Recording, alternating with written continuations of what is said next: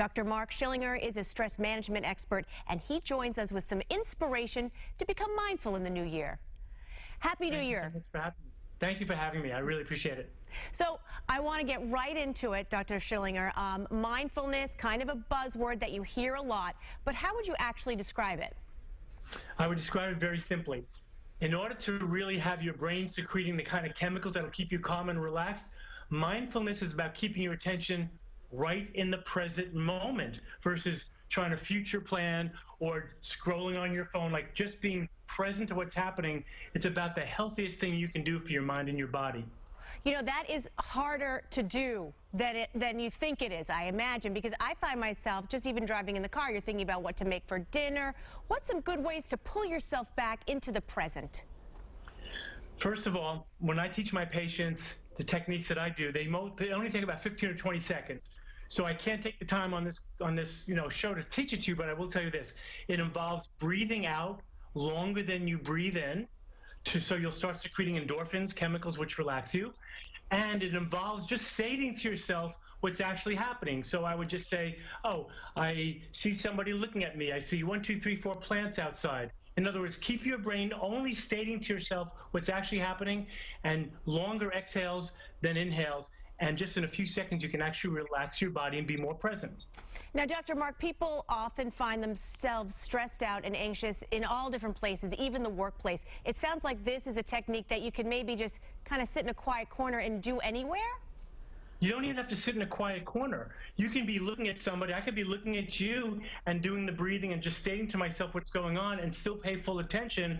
So I learned meditation as a teenager from a Buddhist teacher where we literally had to go to Grand Central Station and practice techniques like this. So you don't have to go to a corner. You can just be right where you are.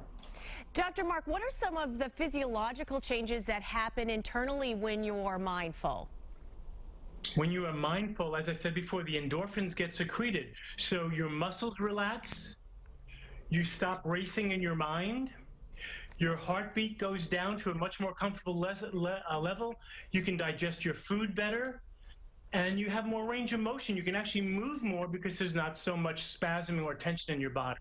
Wow, there seems like many, many positive benefits. Now, it's so easy to find yourself stressed and overwhelmed. You just click on the news, you open a newspaper, you doom scroll with your phone. What can you do if you find yourself just feeling overwhelmed by all this negative news? Again, the same thing that I've just been saying is like I first get myself present. And then from there, I have the option. I can either stop scrolling on doing the doom screaming and stop scrolling negative things. I can change the TV station. I can put on some music.